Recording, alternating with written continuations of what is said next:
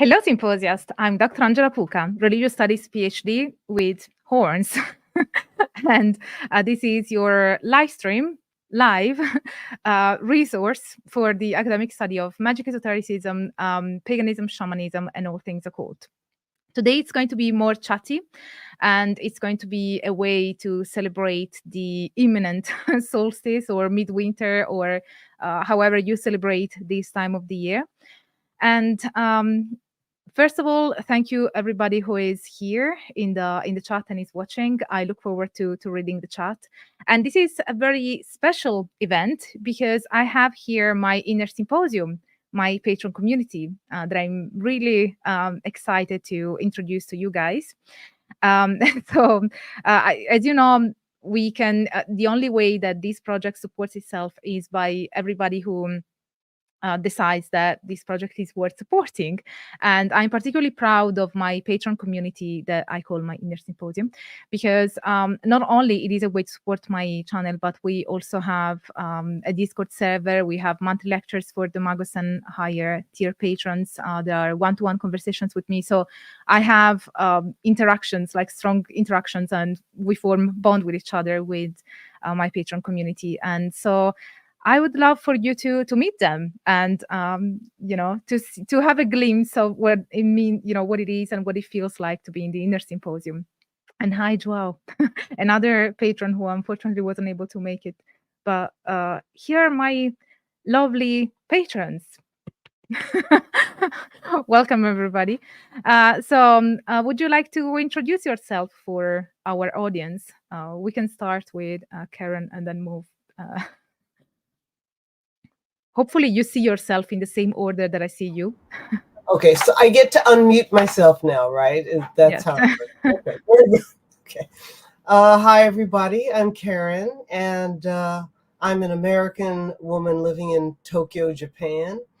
And I tuned in from Tokyo a couple of years ago. Really excited, happy about all the topics. I've been here in Japan for a long, long time, and the topics about the winter solstice versus the Japanese counting of the timing of the seasons and those things have been interesting to me for a long time. But I love learning about this topic, so I'm really looking forward to today.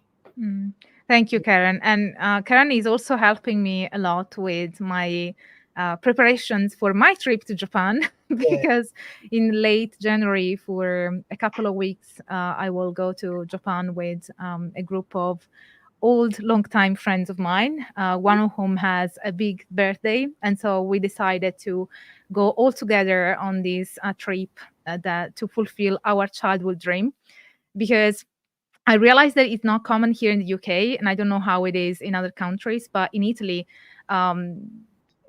basically my generation, especially and younger, we kind of grew up with Japanese anime. So there is a strong attachment, especially to certain anime like Sailor Moon in my case. So since my birthday will also be part of the trip, because it's on the 28th of January, I'm still trying to find a way to finally transform into Sailor Moon on my birthday. So, I'm kind of helping with that. and Karen is helping me to fulfill this very adult task of becoming Sailor Moon on my Anime birthday fans over here too. in Tokyo. Yeah. Mm. So now, Andrew, your turn. And for all of you guys, Andrew is the one that you have to thank for the subtitles that you see on all my videos, and he does a lot of work in the background without being seen. Well, I see him, but you don't know that he's the one doing all these things. So he really helps this channel a lot. So thank you, Andrew, publicly. I always tell you privately, but I think that it's time to also acknowledge it publicly so everybody knows. Yeah. Well, I'm Angela's oldest patron. And Oldest, or what do you you mean? could say oldest. I'm the longest there. Yeah, That was longest January, standing. Yeah, 3-4 years ago. But I think I might be the oldest, but not so sure now, because we've got quite a few. We've got a good range of ages in the symposium now, from young to people like me who are retired. And yeah, I one day I just sort of looked at the YouTube automatic captions, and they just got all wrong and all sort of really bad. So I just decided I would clean one of them up, and I sent it to Angela, and Angela said, "Oh, I'm going to upload that." I said, No, you can't do that because I haven't got any timestamps or anything like that. But it worked. So Yeah, I since then, didn't I've know. made sure that every video has a decent captions to go with it. Mm. Thank you, Andrew. That's very appreciated. And as you know, we often get comments from people saying that it really helps, especially non-native speakers or people that have ear impairment. So it is really helpful. Yep. Dave, it's your turn. Hi, everybody. I'm Dave, and I'm also in the UK. And I've been involved in this channel supporting, I have no idea, it's a couple of years. Is it more? A couple of years. Yeah. Yeah, a couple of years.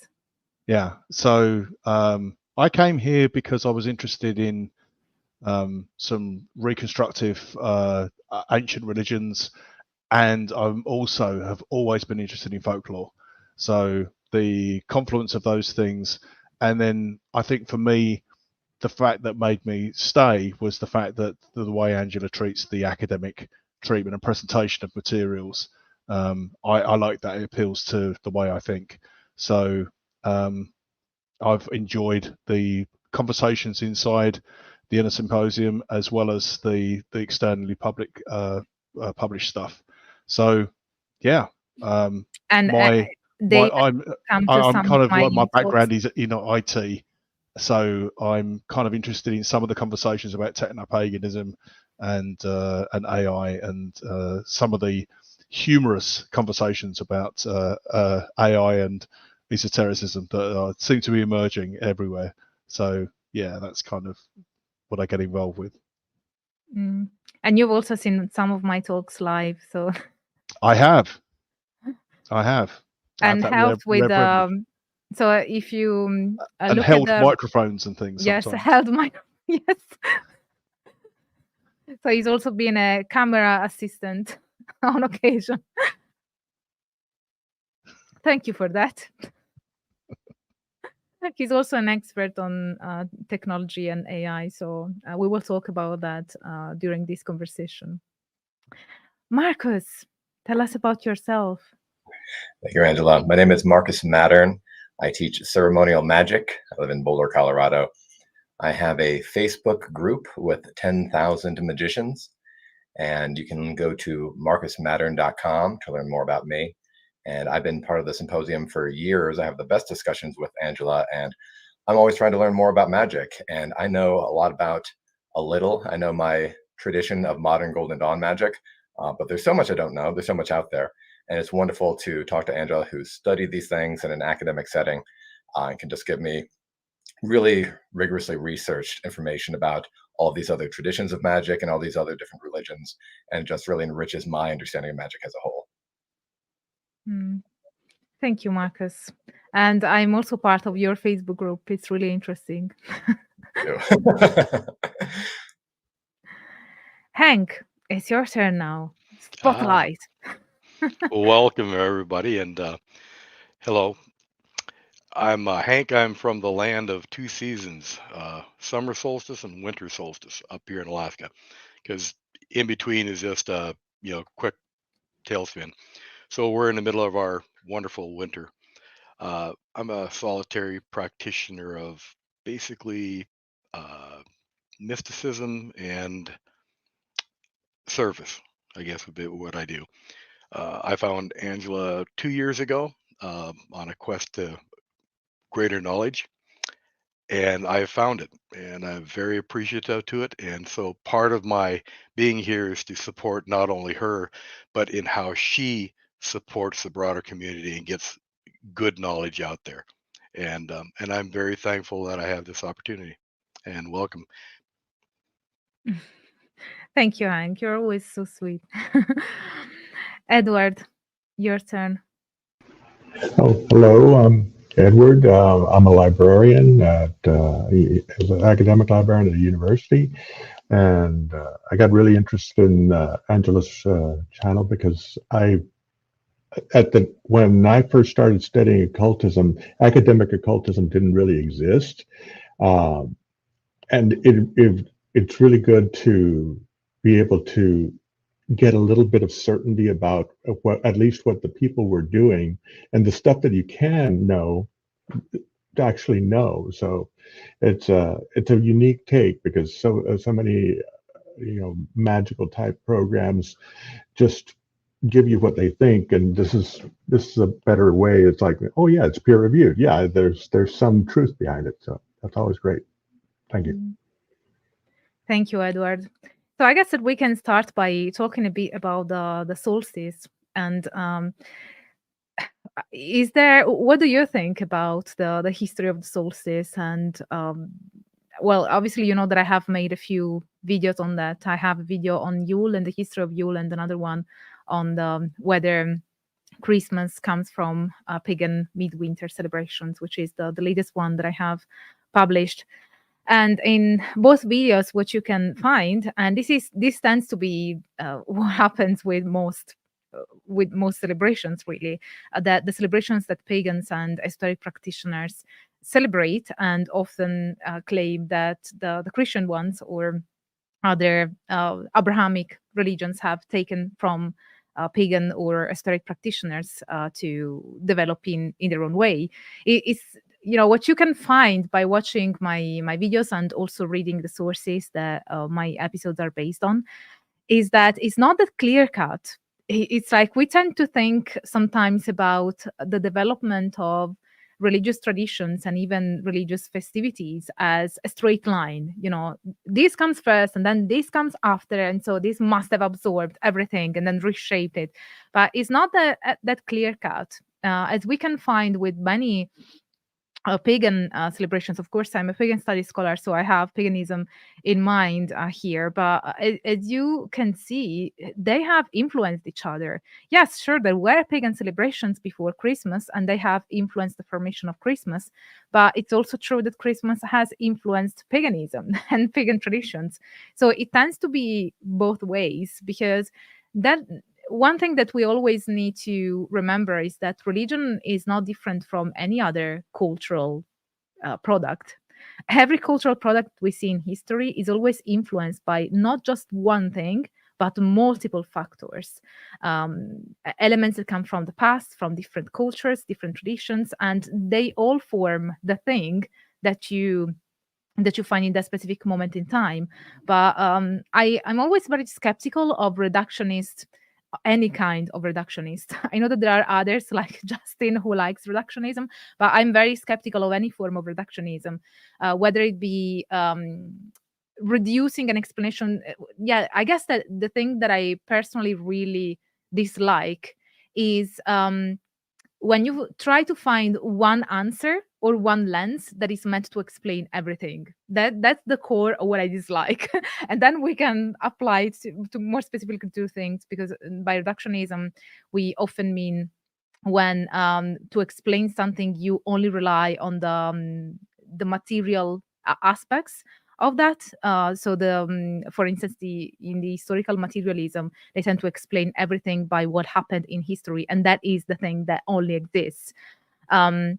And that is a form of reductionism, but there are many forms of reductionism, I would argue. And for me, as I said, I think that every time that you try to explain something complex with one key, one lens, to me, it's always unsatisfactory. I was watching something from another YouTuber the other day, which was very well made and very interesting. And it had a very strong Marxist lens to understand witchcraft and certain elements of witchcraft. And I also recently contributed to a publication that is going to come out next year with a political scholar, with a scholar in political studies from the University of Barcelona. And it was interesting to work on that, because it was about how a political party in Barcelona is using witch as a way to demonize women specifically that don't behave properly.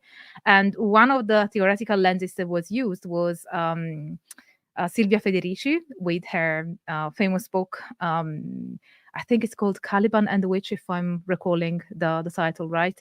And I find her very interesting, but she's the example of, to me, a form of reductionism, because it's just a way of explaining the use and the understanding of a witch with one lens only. And personally, I prefer to not only have one lens to understand things that are complex. So that is what I tend to have a problem with personally, but I don't have anything against people that prefer to use that kind of lens. Of course, everybody can understand the word the way they prefer. But yeah, what do you guys think about, well, sorry, I went on a monologue. What do you guys think about the solstice celebrations for the solstice? For, I think a lot of us say the winter solstice, for Andrew is summer solstice. So let's just say solstice. At least we can agree on that. So there's one Yeah. thing that occurs to me is that if you think about the, you know, in an effort to try and simplify rather than reduce, one of the things that I've always found interesting is the process of contextualization. So where stories would be handed down from generation to generation, there is an assumption that in the past there is a although there would be embellishment over time, there would be a core of the lineage. The provenance of that story would remain somewhat true. So in order for that to happen, you know that you're getting some sort of like link back to the past. And I think before I read Ronald Hutton, you know, as an example, I had no idea of the level of complexity that contributes to the potential for certain celebrations to occur at this particular point in time in the UK, for example. It was always my assumption incorrectly that it was a rebranded Christmas, it was a rebranded pagan event. And I think that's one of the things that you have to realize, that it's just far from simple. And I think there's a lot of people that have that assumption and believe that there is a much more simple overlay of celebrations that you could argue it might be in terms of the way Christianity has occupied the space, but it's also like a cultural overlay. It's what became more common and more practiced got the narrative. So, you know, I'm interested in it from a sociological point of view as much as anything. Cool. I will give a very simple explanation, the kind that Angela hates, but it's I'm also open to other interpretations. This is just mine. I think it's useful to have multiple lenses on something. I think that we can have one explanation that you like, and there can be others that are valid for other people, and that's totally fine. I see the winter solstice and all the solstices and equinoxes as part of a religious connection with the sun, and the physical sun, in many instances, being a physical manifestation of and symbol of the eternal light of awareness. And so our own awareness is always shining, and the sun is going through transformations. And the sun is always shining, but it's also going through transformations. And it has its peak of power in the summer solstice, which Australia is celebrating right now. And it's got its trough, its nadir of power during the winter solstice, but that also makes it the time for reformulation, rebirth. It's when the sun becomes anew. And so it's a very powerful time for magic because the sun is dimmest, darkest. This is the time of darkness. This is the time of greatest potential. And so if you want to do magic, it's a great time of year for putting your intentions out into the universe, starting to manifest them, and then using the movement of the sun as an aid to that process. So as the sun becomes brighter and brighter, your manifestation becomes more and more part of the world, more and more part of the public sphere. And that can be a way to use the movements of nature to enhance your magic and your connection to the world, and use the sun and the movements of the sun as not just a symbol, but a living entity that you can connect with for spiritual transformation. And I feel like we've been doing that for a long time. You can look back to the Western tropical zodiac and how it's all key to the solstices and equinoxes and the movements of the sun. And we've just been looking to the sun forever for spiritual guidance. And so I find that this time of year, as much as and often in cases more than any other time of year, is the time that we look to the sun for spiritual guidance. Mm. And what do you guys think when there is a discrepancy between when you realize, for instance, that something that is part of your, because I know that there are some of you that are practitioners, those who feel like they want to share, but even on a theoretical level, when there is a discrepancy between what you have believed and the history, how do you react to that? And how does that affect your practice? Would you amend your practice in relation to the newfound knowledge, or do you see the academic scholarship disentangled from your spiritual practice? Well, I have an actual real life example of that, specifically with Solstice. When I was a kid, my favorite Christmas carol was always Deck the Halls, mostly because it had absolutely nothing to do with Christianity or Christmas. It was all about boughs of holly and stuff like that. And later on, I thought, oh, wow, this is like some kind of hidden language that's trying to bring these symbols forth. Well, the song was written in the 1800s, and if the person was trying to bring about, say this was some pagan leftover that they were secretly trying to sneak into the song, well, the very sources that they were using, have since been not entirely discredited, but questioned quite thoroughly academically. So maybe the Druids didn't cut, mistletoe with boughs, with brass boughs or whatever, brass sickles. So you start pulling on one of these threads, and there's a lot you can find out. The only thing is, it leaves you with more questions than answers. Yeah, but do you think that it changes the practice of practitioners? How do you think that knowledge affects, like, for instance, in your case, has that knowledge changed the way that you felt about it? I think that for me at least, I feel, I don't know about anybody else. We all get into esoteric studies or occultism or whatever for different reasons. But one of the big draws for me was trying to find out the truth with a big T, and finding that things that I thought were true, and then there's more study for, or there are different ways of interpreting. I find that comforting in a way, and it may or may not affect what I do as far as ritual practice, but as far as my approach to it, yeah, it will change it, because all of a sudden these symbols that I took for granted may not mean what I thought they meant. And that's something that academic study gives you. So you have to be willing to change your attitudes towards practice if you're going to take, you can do anything you want, but if you're going to take the academic stuff seriously, then you have to be willing to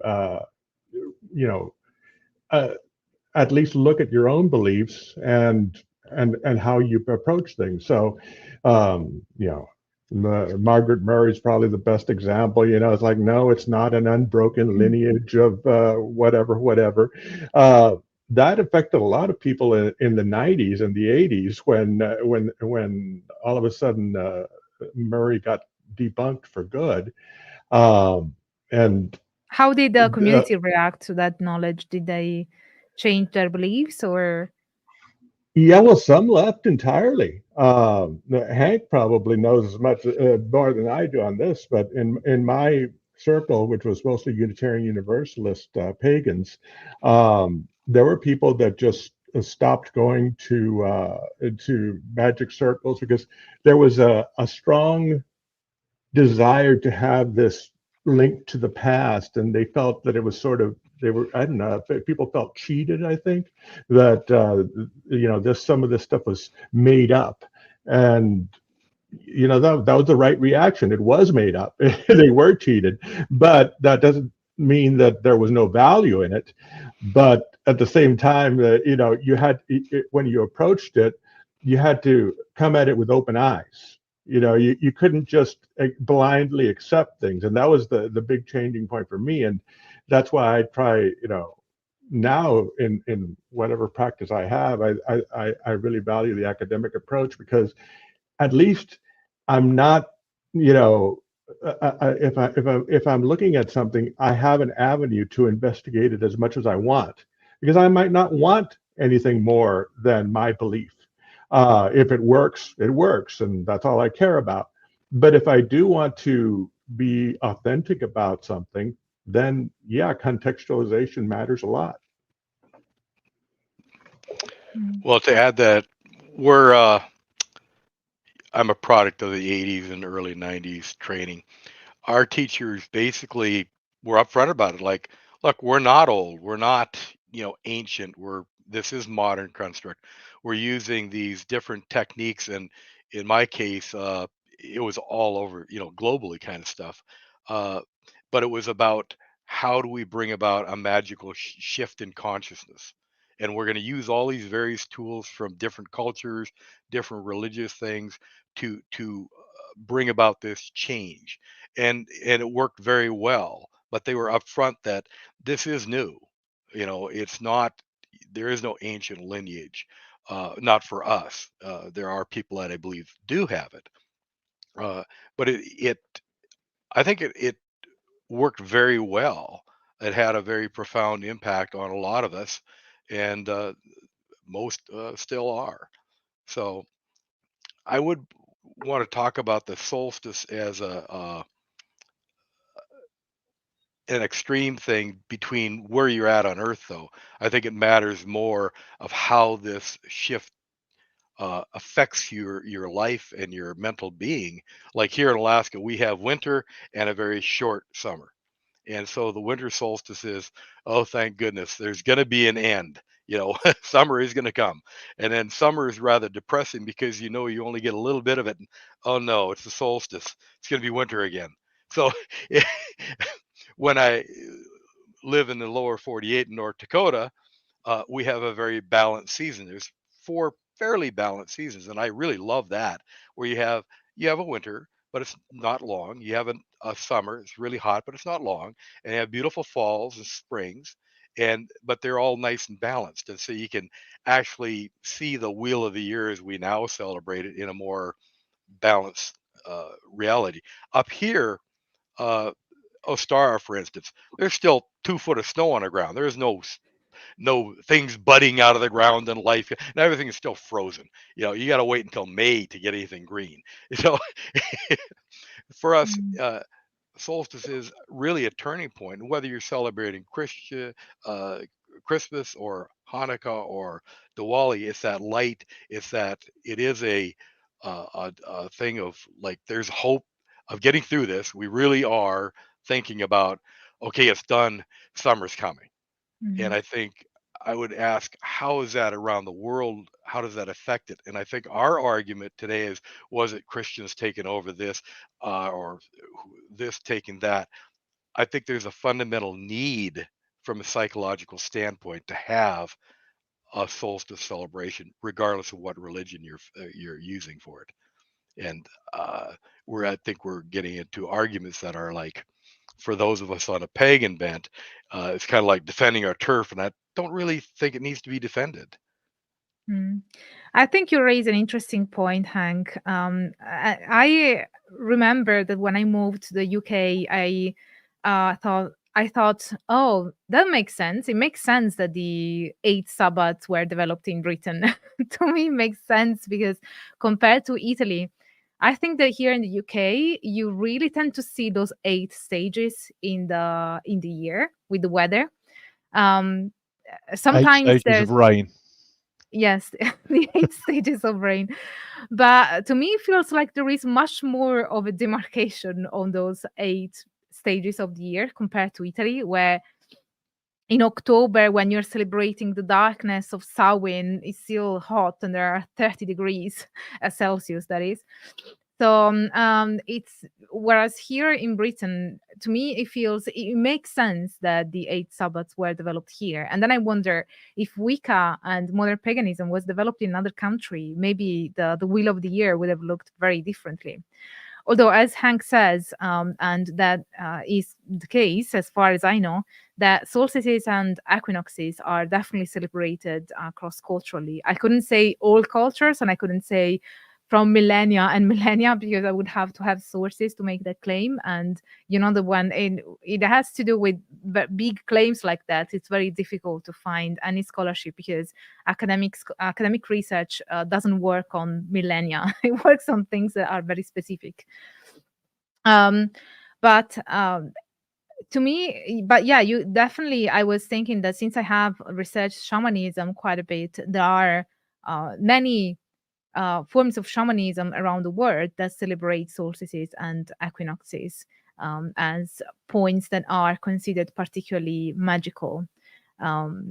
The way that it was conceptualized in Wicca with the Wheel of the Year and the 8 stages, and the way those 8 stages were conceptualized, that is peculiar to Wicca and contemporary paganism, and has been influential, because you find that even other traditions, sometimes even esoteric traditions that don't consider themselves pagans, would adopt that way of seeing the 8 Sabbats and the way they were conceptualized in Wicca.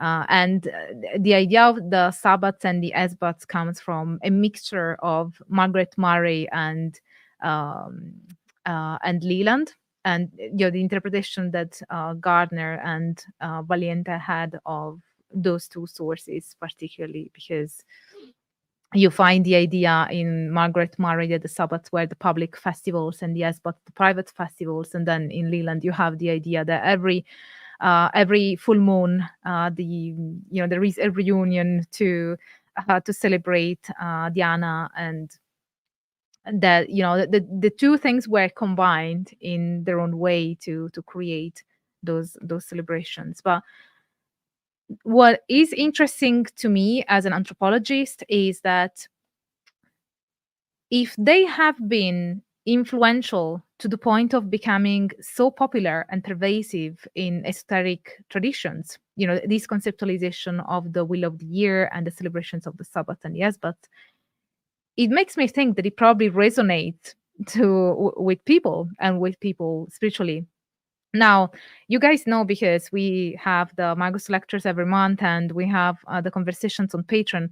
I don't know how much people here on the Angela Symposium know about this, but I personally advocate for a disentanglement. Not that it doesn't mean that one doesn't inform the other, because of course they do, and it is a permeable distinction. But I think the academic research is not the same as spiritual practice, and it can inform your spiritual practice. And if you are a reconstructivist or somebody whose religion is tied to history, then you do you. But I think that religion is one thing, and history or academic research is another thing. So I understand the search for truth, but academic research and even science more generally doesn't have as an aim to find the truth. Truth is something metaphysical to begin with. So you can try and find the truth by trying to understand things in history and based on academic scholarship. But I don't think that one translates into the other, because otherwise that becomes scientism, and scientism is the religion of science, believing that everything that science says is the absolute truth. And that's not what science is about. It's not about finding truth. And you will find that over the decades, something that was considered to be accurate, that's why I use the term accurate knowledge. In fact, that science tends to find the most accurate knowledge that we can at a given time.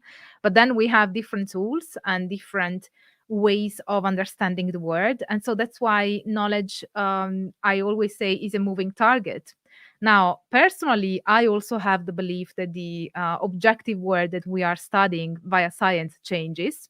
I don't think that it is as stable as some people may think. And so that's also their element, but that's more my personal interpretation. But more generally, that's definitely the case that science and academia are not about finding truth. So to me, having the absolute rule that something religious or spiritual needs to absolutely rely on history and academic scholarship is a massive limitation. It's like saying you can only do art as long as it follows the I don't know, the rules of physics or something. So it is very um limiting, and I don't think that it is the purpose of spirituality or religion. I think the purpose of spirituality and religion is very different from the purpose of academia. So one can inform the other.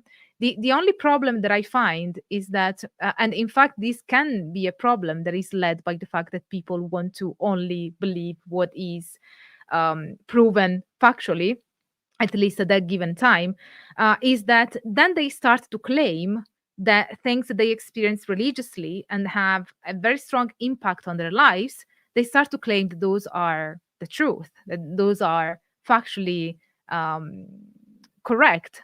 And that's not, that is not correct. So that's why I think that it's a, to me, especially as an anthropologist, because for instance, when I research practices and I participate in rituals and I try to understand, I don't only try to understand the history and where the practice comes from and whether they are correct in their historical understanding. For me, it's also about why was this practice so influential? Why, how come it resonated so much with the meaning making and the belief making and the practices that these people were doing? So for instance, if there is a magic spell that is very effective, you've tried it many times, it's super effective, and it is based on a misconception on a scientific level or a historical level, does it stop being effective in your practice? I don't think that it would. So that's why I say that, and this is of course from the point of view of an esoteric practitioners who believes in magic and practices magic. I personally, I'm not even a fan of wanting to prove magic scientifically. I personally don't think that it's even possible. I don't think that it is desirable either. I'm open to change my mind if evidence suggests otherwise, but up until that point, which seems to be very far away from now, that's what I think. I personally don't think that it's possible, because the way magic works, as it is reported in field notes and what practitioners report, is completely different from how science works. Science is about repeatability, the universality of and the standardization. Magic is not about standardization. It is extremely personal. Something can work for me in one way and for you in a completely different way. So that's why I think that scholarship is important to inform practitioners, and so that practitioners don't make claims that are clearly incorrect.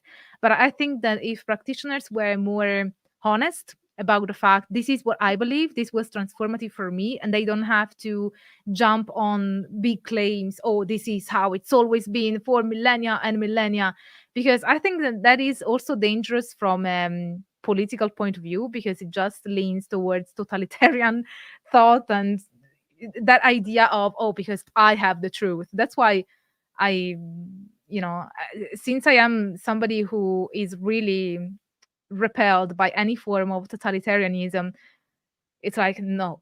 It's like, even the idea, I am an academic, of course, and I've dedicated my life to it, as you all guys know, but still, I wouldn't want academia to determine everything that people do that allow their life to have meaning.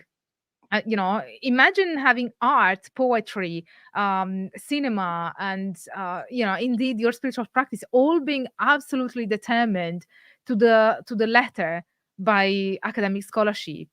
How boring that would be, and how how much weight you are giving to academic scholarship that is not supposed to have. In fact, since I do anthropology, and that is a conversation that we need to have when we have academic conferences, one of the things that we always talk about is how can we not influence our informants? Because that is a big problem that we have in anthropology. So when I was doing field work, there were my informants. They would sometimes change their answers and their beliefs based on what I was saying. So I had to have conversations with more experienced anthropologists so that I would formulate questions in a way that would not allow my thoughts and my ideas to transpire in any possible way. Because otherwise they would think, oh, she's the anthropologist, she knows. That's another thing that happened, is that when I was asking them, so what is shamanism? Explain to me what is shamanism. Some of my informants would reply, but you're the anthropologist, you should explain it to me. And it's like, you are the practitioner. I want to learn what is that you think that shamanism is. I'm here to learn from you. But there is this idea that since you are an academic or a scientist, then you are the one who's supposed to know. But academics and scientists, and in my case, especially in anthropology, I learn from people. So that is another problem that happens, that then and I think it's a responsibility that all the anthropologists that I know don't want to have. But it seems that to some degree there is definitely an influence that anthropologists play on the communities that we study. But it is something that we try to minimize as much as possible. So I can tell you that because it is something that we have full conferences on. So I think absolutely that what academics say can influence what practitioners do. A lot of it comes down to a basic human question of where does authority come from? If authority comes from tradition, if authority comes from popularity, all of these humans doing it in the past, then that legitimates what I'm doing. And a lot of people are just so deep into this herd mentality of, I'm not safe on my own. I'm not safe as an individual. I have to do what other people are doing. Otherwise, I'm vulnerable and I could be hurt. And so that need to go along with what other people are doing translates to, okay, what's the most traditional magic? I'll do that. Okay, what's the most popular form of magic? I'll do that. And when you can start to realize that you can be the authority of your own reality, you can have an experience, you can get results through magic, and you don't need other people to legitimate it for you. It's legitimate for you because you were there, you had the experience, you got the results. When you have that kind of confidence, then you're not going to be influenced by you aren't going to be as influenced by history or what academics have to say. You may still adopt your practice because there's this interesting tension between tradition and novelty. On the face of it, tradition doesn't want anything new to happen. But traditions also get very old and boring if nothing new happens. And so one of the benefits of religious and occult scholarship is to reinvigorate traditions. Say, hey, here's this new thing that we didn't know about that's historical. And people go, oh, great, let's integrate it. Let's practice with it. Let's play around with it. And that's been happening with the Abramelin continuously, where the first translation we got was bad. And we still got it to work. And there have been new information, new translations coming up. So people have all different ideas about how to do it and the best way to do it, and make sure lively discussion and a lot of interest in it. So I think it can be an absolutely positive influence. I think where we get into people abandoning their practices or modifying their practices just to conform to scholarship, a lot of times this has to do with the personality issue of not feeling safe to do your own thing. And I think once people feel safe to do their own thing, then they can really start to embrace the tradition and not be so worried about what scholars might find or what other people might think. Karen, did you want to say something? Yeah, it's very interesting about the two things, the concept of history and then the concept of, well, three things. Science, this get like Monty Python. Three things. No, four. Yeah, that gets like that. Here in Japan, I get into a lot of fights with people about what all the equinoxes and the solstices are versus the Japanese way of looking at seasons. They're very moon oriented here, not even sun. The sun thing happened around the year 700 when they felt China was getting pretty powerful. And if they didn't have their own system, especially of writing, they would lose out. So they decided to make up all of the stuff. And some of the stuff that they made up was about the sun goddess being chased into her cave by pranks for 3 days. and nights, and then being coaxed to come out on the third day. So they've got that. And everybody is pointing from that, pointing to that being, oh, well, that's Egypt, or no, that's Christianity, that's this something, the other. So that, somebody in the comments mentioned Nihon Shoki, and there's also there's another work as well from around 700. But then basically people just let that go by the wayside through the centuries.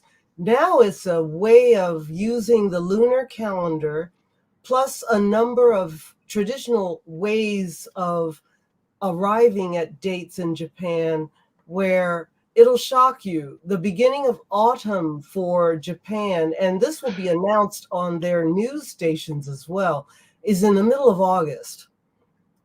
And the beginning of winter, I think this year, they announced it sometime around shortly before Halloween. So that brings up, because when I get into direct conflict with people, I said, well, do you know about the winter solstice? And a whole lot of people just don't even realize that that even exists.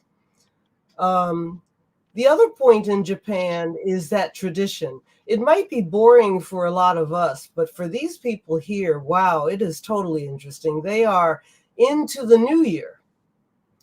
Christmas is a conflict here. It's a conflict between when their winter traditionally starts, which seems to be just before Halloween, and the idea of Christmas, which they like the magical element of the Santa Claus. They want to do that for the kids. They like the Coca-Cola red and white, and they like all of that. More families are doing that now than they were 20 or so years ago. They like Halloween too, but they always ask me, what is that? And I'm doing Santa Claus. My kids are waiting for Santa Claus to come. And what exactly is that? I said, well, is Santa Claus coming down the chimney? What do you mean chimney? Okay, so we've really got it. But basically, decorations go up. And very interestingly, one in my neighborhood went up just before Christmas, and everybody that I talked to said, lovely Christmas decorations. But there were many rabbit decorations with the lights. So I asked them, what are the rabbits doing there? I mean, is there something to do with the... Gee, I don't know. I think 4 people said they didn't know what the rabbits were doing there. But then I found out it's the Chinese zodiac, because this is the year of the rabbit.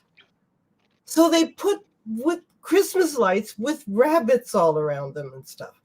So that is very interesting how that got mashed up there. So I think what we've got are people who care about history. They love to study it, but then they leave it by the wayside for tradition. And then they do that. And then they leave that by the wayside for magic. There are 3 things happening here. They love Santa Claus. They love Harry Potter. They leave those both by the wayside for New Year celebrations and the Buddhist traditions, and a little Shinto in there. And then they leave all that by the wayside when they go to school and study the history. That's very interesting how they separate the 3 things here. And so I've just decided not to fight over this winter solstice thing anymore. When I say that's not really winter, you guys you've got that on the news. It's not winter at October 19th. That's not happening. It is the solstice. And they're like, what is that? No one really announces it or pays any attention at all to that. Christmas comes down to, I don't even think they're doing, Jingle Bells is translated into Japanese. Nobody's singing it. They're singing the Wham song about Christmas. That is played so much here. I think it's if I hear it one more time, that's what it's like. But it's whose version of Silent Night are they singing? I guess that's Wham too. They really like Wham. In Japan. Well, it's good information for when I come over. The staple. And you ask folks over here, no matter what their ages are, why they like it, and they say there hasn't got to be a reason. It's the season. That's what it's about. What you get in Japan is a separation, and that's what makes it interesting. So you would really have to talk to academics to get the skinny on a lot of that. But it's very fascinating how their mood completely shuts down on December 26th for anything to do with Christmas and goes right into the new year. The new year here is January 1st, 2nd, and 3rd. And they have special customs on each of those days that they're paying less and less attention to. But the most important is the food, the family, and the lucky bags that Lord knows what's in them. And then on Adults Day, which is now, it used to be the 15th, it's now the 8th of January, or rather the second Monday of January, when young people who have turned 20 or about to turn 20 years old celebrate that. That's the rite of passage over here. That pretty much goes with the New Year period, which used to be much longer. It used to be about 2 weeks because the train system used to be slow 50 or 60 years ago. It took people a couple of days to get home, so they had a 2-week break. I think China's the only one doing that 2-week New Year sometime in February when they do their Lunar New Year, but they're not doing the Lunar New Year over here in Japan. They're doing January 1st. So it's very interesting how they're very date oriented. It's got to be January 1st, 2nd, and 3rd. They're not aware of the winter solstice at all. Most of the people I talk to, they know about the sun goddess story. They think that that's pretty boring and old fashioned and it's cute. And that's about it. It's in the museum, a couple of things. Christmas, they just love singing that Wham. And that's what's going on. Yeah. You just have to give up and sing it sometimes. That's all. You have to get along, I suppose. That sounds good. The downside of globalization. Yeah, they love you to tell them, though, where all of this stuff comes from. They're asking you questions about it. And the most shocking thing, I think, is what a lot of my American friends don't realize about the red and white. I learned about that when I was visiting my friend in France, and she said, "Oh, you mean the Coca-Cola Santa? That's 1951. So I said, "Okay, really? Okay, that's great. What color did it used to be?" And so somebody from Norway chimed in and said, "Well, you're talking about Nisa, the brown guy, the poor man's guy that hangs out in the barn and waits for you to give him something on Christmas Eve." Okay, that's another one. But here in Japan, people don't even care about any of that history stuff, and they don't know Rudolph the Red-Nosed Reindeer. By the way, they don't get that either. They just heard that the reindeer are pulling the sleigh. There's a lot of bits and pieces that they take, and I asked them about the magic element of that, and well, that's for the kids, right? And I said, yeah, well, what do you think about the realization that it's fake? What do you think about that? Yeah, well, my kids just go on believing that until they're 14. I said, oh, that's pretty good. Carolyn carrying that quite along there. So I have one question, though, about the media and how that communicates. Recently, we're all seeing things go into the public domain. And that is very interesting because when you see movies or productions go into the public domain, you're starting to see part of what came from people like Crowley and what came from a lot of things that went before us, before we were born. And one of them is Bell, Book, and Candle. Okay, this is something I keep hearing about. I've heard about it all my life, and I think I've probably gone to sleep on it several times when it was on late night back in the States. But that thing is on YouTube now, and I just spotted that. And I said, I think I want to give this a really good look for the first time, because there's a reason why this is sitting up here. That is very interesting. I don't know if any of you have seen it. It's 1958. I haven't. No. I want you to imagine this. I know of it, but I haven't seen it. If we're talking about 1958, that's around the time of Robert Graves's work, isn't it? If we're talking about that. 1958. And so Steve Allen, who was a really big name in those days, was out there working on parts of this film. That's a major deal. And John Williams, whom I worship as a god of composers, was actually playing the piano on this thing. So we've got a mixture, and Jack Lemmon, and all these guys. We've got a mixture of major actors, and you have a major Hollywood production in 1958, just a few years after World War II. And there's Robert Graves out there. And you've got more Christians than probably what you have today practicing.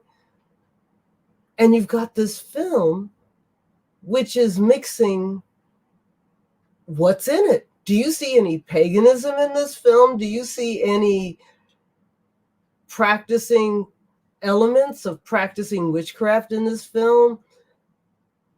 And it's coming out right at Christmas time. That is so interesting to me. That is my question for you guys. I think that one thing that I wanted to clarify again, because I thought maybe they might have not come across as clear in terms of the, where the history and the academic knowledge is helpful and where it is not. So, for instance, an example that I can give, and then we can go back to your question, Karen. An example that I can give is on the fact that many Americans believe that something like Stregheria is Italian witchcraft. Now, that is not true. So if any of you guys watching this still believe that Raven Grimassi is authentic Italian witchcraft, I'm hate to break the news to you, but it is not. Like, not at all. And very often I get Americans asking me for sources on authentic Italian witchcraft, and it's like, okay, so do you speak Italian? No. It's like, sorry, I don't have any sources for you. But well, there is my PhD coming out next year, so at least there's going to be one in English. But to give you an example, so there are these people that are trying to get in touch with their heritage, with their cultural heritage, with their roots, and they are practicing what they think is Italian witchcraft. Now, it is not Italian witchcraft, but what do I think about the fact that they practice it, and by practicing it, they find meaning and they find connection with their roots and their heritage? Well, I say fantastic. If you find if you find your roots, if you find meaning in that kind of practice, that's great. I mean, keep practicing it. The problem is when you start to make claims like Raven Grimassi used to do, and he was he was also very, what's the term, arrogant. When you make claims that what you are selling to people is authentic Italian witchcraft, and that's where history and academic scholarship helps, because he was so arrogant that he would even talk down to actual Italians, were born and raised in Italy, knew Italian, and he would still talk down to them, saying that he actually he actually knew what Italian witchcraft was, to Italian witches that were trying to correct him. So I think that this is where academia and proper study of history helps, when there are claims made, generic claims made. Now, that's why I say, in one way, academic scholarship and science and history are important, so that you know what is factual, and then you know what is your own belief and your own practice. If you're doing something that is meaningful to you, it is helpful, it is transformative, you do you. but don't start and claim that that is the only one way to do the thing, because it works for you and then it must work for everybody, and it is the absolute truth, and it is authentic Italian witchcraft when you completely made it up. So this is, I don't know if it is clear, if my because I don't want to come across as if I'm trying to devalue academia, because of course I'm not. My whole channel and my whole project is based on that. But I'm just saying that if we disentangle spiritual practice from academic scholarship and science, both win basically, because you can inform your practice to the extent that you want, and then you can also follow your intuition and what resonates with you to the extent that you want, without having to make general claims, because you are aware and cognizant of what is factual, and realizing that perhaps the search for, I don't know, something that we could call truth is not really, I don't know, I don't think that it's desirable to achieve the truth in a general way, in a general sense, whether via science or via religion, because it leads to totalitarian types of thinking and dogmatic. And it's like, no, it's like everything about every fiber of myself is like, no, no, no, no, no. I'm personally not, I don't find that to be desirable. But yeah, I guess that I just wanted to clarify that, because I obviously value both the practice and the academic side. Hank, did you want to say something? Have to find the mute button. You brought up something earlier about academia. I guess where my line of thinking goes, from a practitioner standpoint, in a study and a historical look, coming from an engineering standpoint, I look at an architect will look at old buildings and how things were done historically. Not because every building has to be built like that, but you learn the structure and you learn what works and what doesn't, and then you can create something new that will work. With magic, I see it the same way. We look at these old systems, we study esoterica. How did the magicians of old? What was going on with alchemy? How did they do it? What worked? What didn't work? And so, not because that's the way you always have to do it, but because I can take from this, learn from it, and then use it in my own practice to develop my own self and move forward. Not because I want to be back in time, but I want to use that knowledge that was gained by others so that I can build upon it. That makes So sense. And it's that's about why, kind of identifying patterns rather yeah, than being dogmatic about following something. exactly. So academia to me is a gift of being able to, it's like understanding structural science. It's its own science in the way of these people did this and they had these results, and these ones did this, and all these different people, they created these things. Well, how did it work? And from a practitioner, we put some of these things into uh, practice, and we see what works for us and what doesn't. And if it creates a shift and a positive thing, we use it. If it doesn't, well, we move on to something else. Mm. I want to add that that's incredibly important for people practicing more modern magic, including Golden Dawn, Wicca, everything else, because there's this misconception that it was just created whole cloth in the last 50 years or 100 years, whatever the case may be. And no, a lot of these things have roots and ancient traditions. A lot of what the Golden Dawn does is very much based in sacred geometry, which the ancient Greeks were practicing. A lot of the philosophy is based in Neoplatonism, which was really popular among the Greeks, and also the Christian theologians, which is why so much of this comes through the Christian tradition as well. And so when you start to dig into the history of what are the influences that created this modern tradition, then you start to realize like, oh, there's more going on here than just this one guy or this one story. There's all of these people behind them. There's all of the humanity practicing magic before. And that also helps to inform your practice of understanding, okay, why do we do these things? Why is this arranged the way that it is? Exactly. And this is where it's so useful to have scholars too, to dig up new information. Here's new stuff. Honographs work on Helvetica has been absolutely fantastic for everyone in the Golden Dawn tradition, everyone practicing Hermetic magic. It's just so wonderful to find a lot of the original roots of a lot of the things that we still value and teach and practice today. Yeah.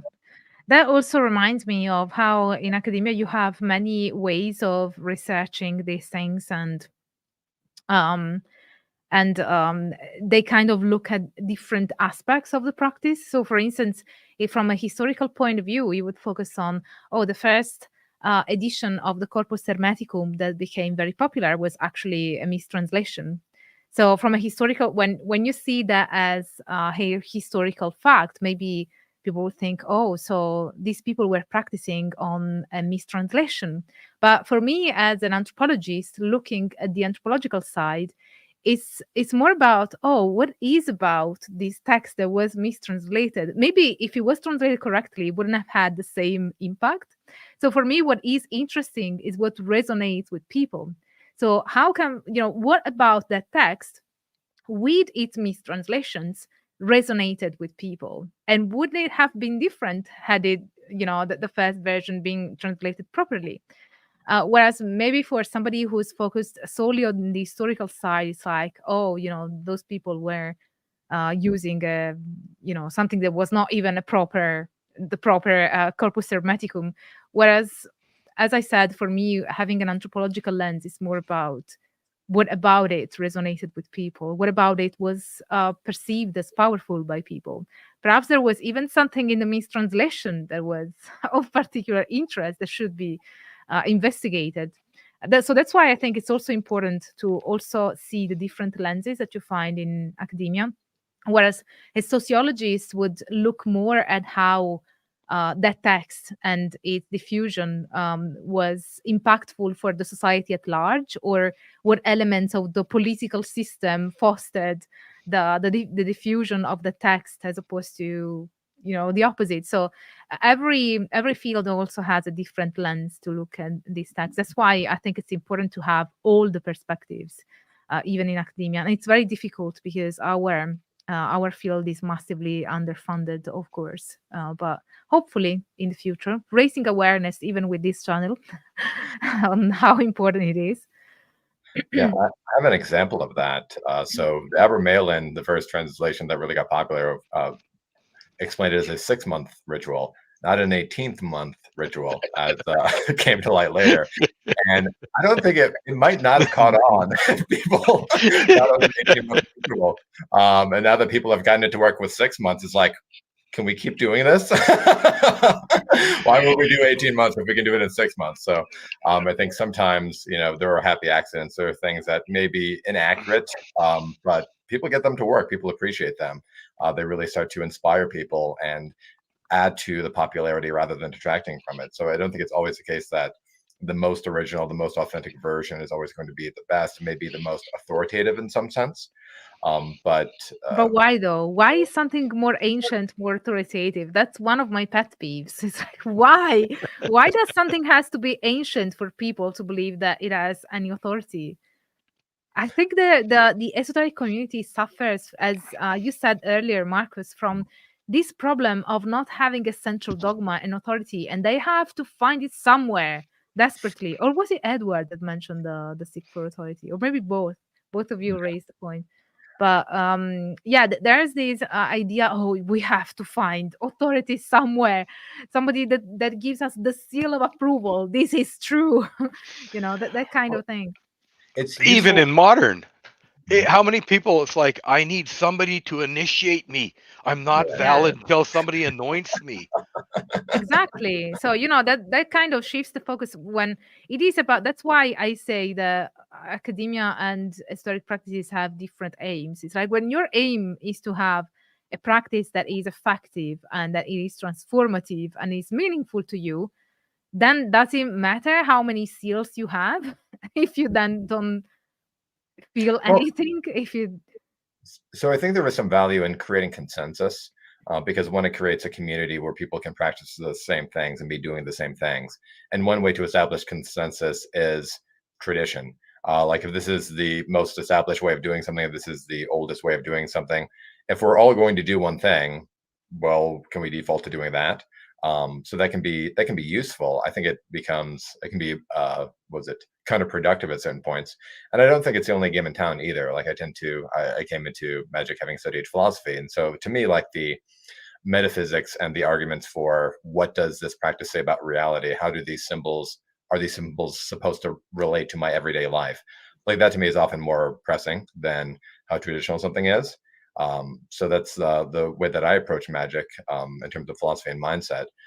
But I think there's a lot of attraction within traditions to be traditional, but I don't think it translates to magicians from different traditions talking to one another all the time. Because if it were all a matter of tradition, like we would all just go back to the Greek magical papyri and nothing else would even be an option. But people love their different traditions. They love Thelema, they love Golden Dawn magic, they love the grimoire tradition, and so they want to practice all of these different things. And within the tradition, there's a lot of talk.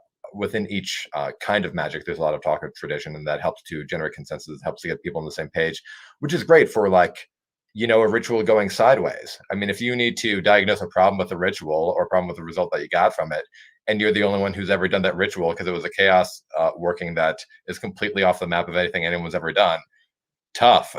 Like, who exactly are you going to talk to?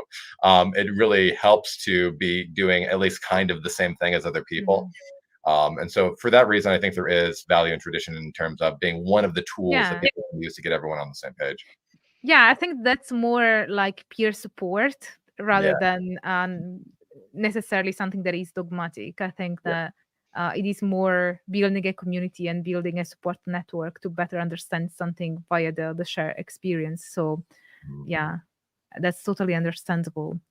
And one of the things is that we often look at things like this, where if we look at the edge cases, where the extreme cases where you get dogmatism, then you're always going to have to unravel that particular thought process.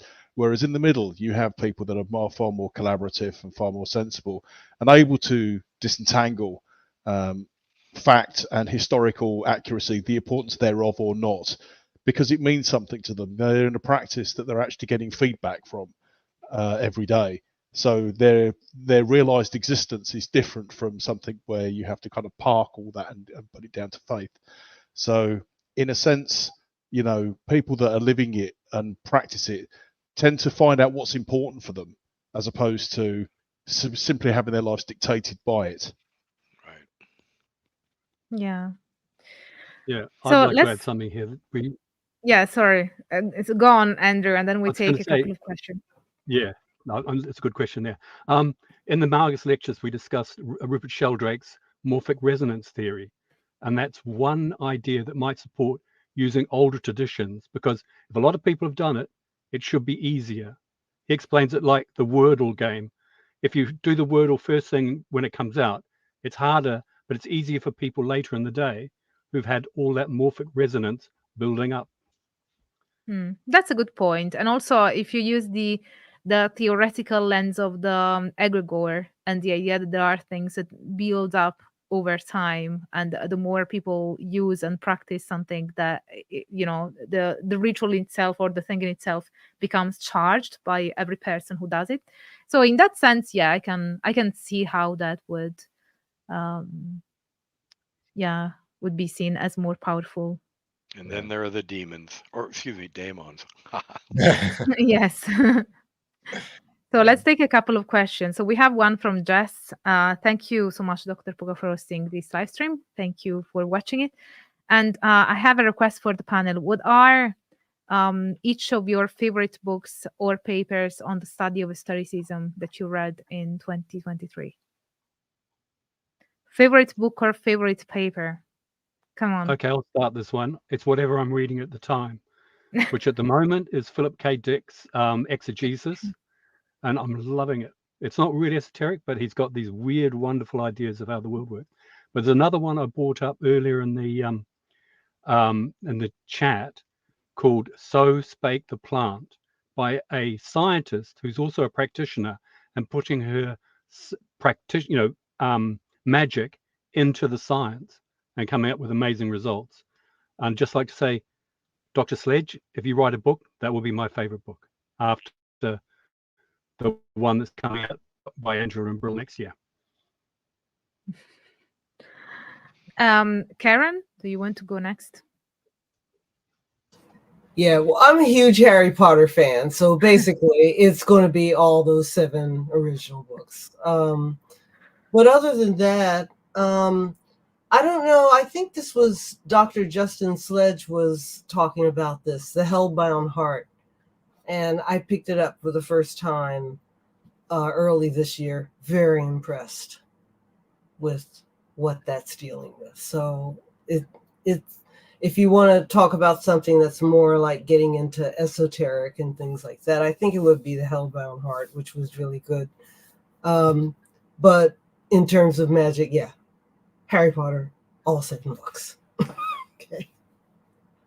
Dave?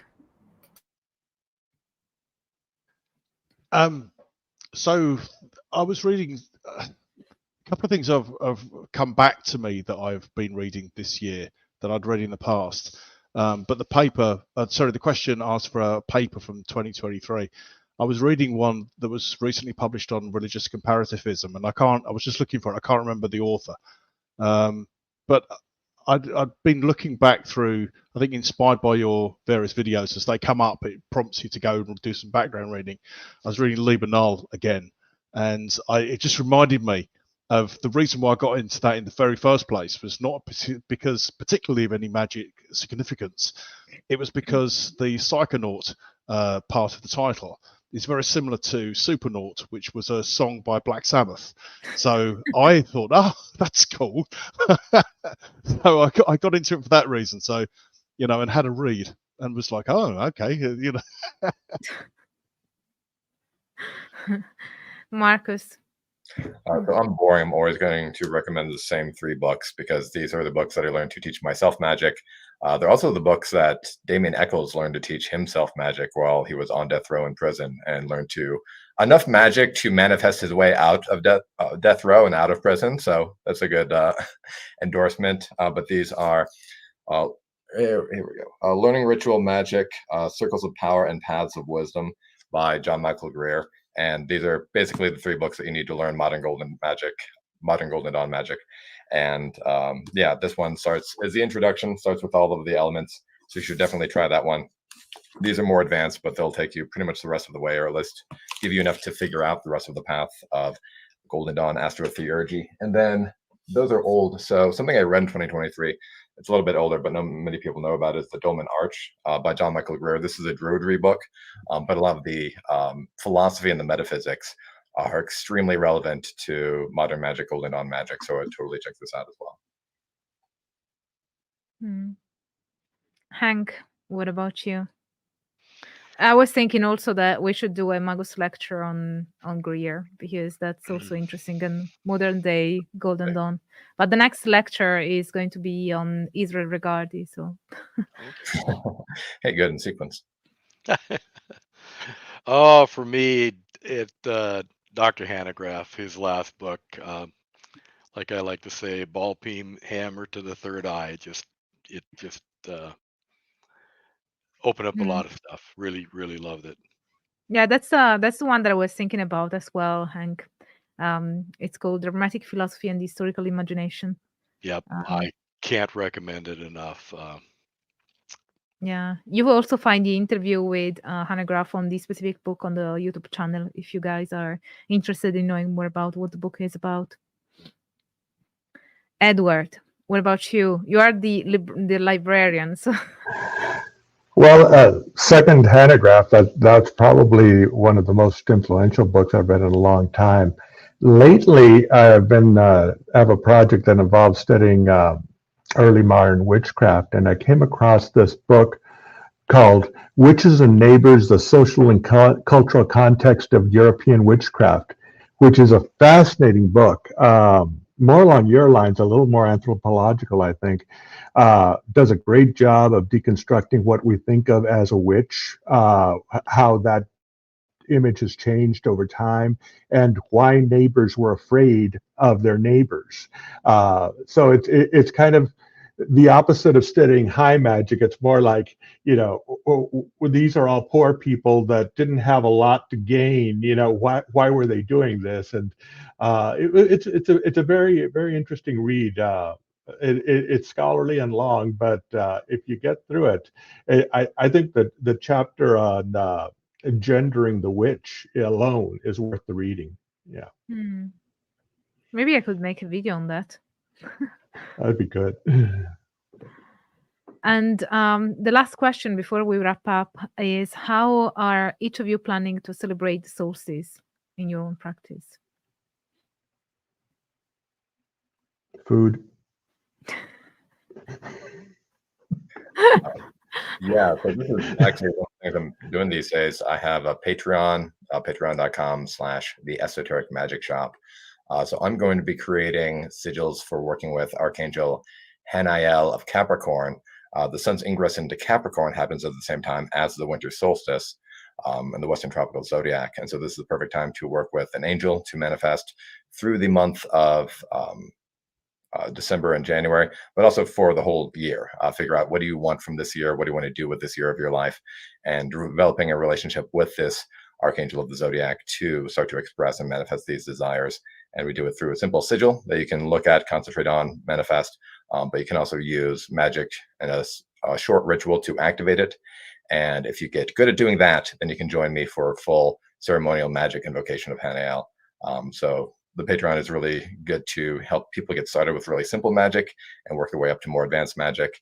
And I've been doing this for a while because that's what I'm passionate about. And I will be creating those sigils and consecrating them and recording audio ritual guides. So I'm going to be deep into this energy by the time the actual winter solstice rolls around.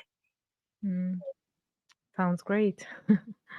I've always loved the expression from the sublime to the ridiculous, and listening to Marcus's wonderful articulation there. I was thinking along the similar lines to Edward that I was going to go with a chocolate Yule log. Well, knowing me and my passion for chocolate, of course, there's also how I'm going to celebrate the solstice. That and some singing and dancing. Arizona. Oh, sorry. Yeah. Go on. Being here in the southern hemisphere, we have, of course, summer solstice, and so I'll be in the garden. So I will be sort of communing with my friends, my sort of plant friends, my animal friends, mostly insects, my microbial friends and all that, who I rely on to keep me fed and healthy. That's great, Andrew. What about you, Karen? I always look at the exact time of the winter solstice here, and I try to, whatever time that is, be aware of it. And if I'm at home, I turn and look at this bird that I've had for many years here and say, now it's going to be dark. It's going to be light at 5 o'clock really soon. And he answers me, and that's about it. I'm always anxious to see the beginning of it getting gradually lighter outside at 5 o'clock in the afternoon. And that's exciting to me. Yeah, to see the moment of the longest night and see exactly when it's going to go back.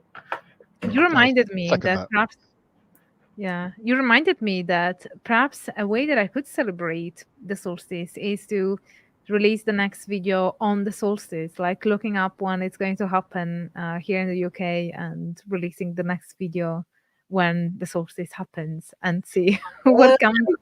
Right at that moment. Astrological timings for video releases. You need to start this. This will be amazing for you. Yeah. So I guess that we can wrap up, and thank you, Greg, for the super chat. So thank you all, guys, for coming over here, and I will see you all on Saturday for the Magus lecture, as we do every month. Although normally it is on a Sunday, but this month is, all Sundays are a holiday for people. So I thought it would be better to move it to Saturday.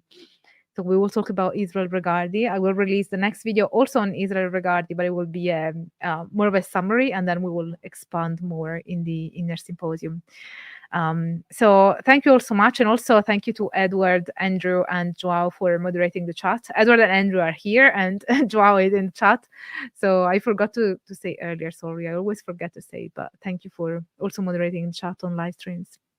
So thank you all for being here. It was amazing. And I will see you next in the Inner Symposium. So we have come to the conclusion of this live stream. Before we wrap up, I'd like to remind you to sign up for my newsletter so that you always get all the updates about my work, more pictures and insights on my academic scholarship, and everything uncensored. So sign up for my newsletter. It's in the comment sections, and then I will post it also in a pinned comment. And if you like my project of delivering free academic knowledge publicly to everybody, and you want to offer this knowledge to everybody, I would I would really appreciate it if you support my work with a one-off PayPal donation by joining memberships here on YouTube, or my Inner Symposium on Patreon or on Ko-fi. It also offers the chance of doing donations and stuff. And if you cannot support the work financially, I also appreciate any other type of support, like smashing the like button if you enjoyed this live stream, which I hope you did. And leave me a comment down below so that I know what you thought about our conversation. And share my videos around, and subscribe and activate the notification bell if you haven't done it already, because I hope that you look forward to the next video and all my uploads. So thank you all so much for being here, and stay tuned for all the academic fun. Bye for now.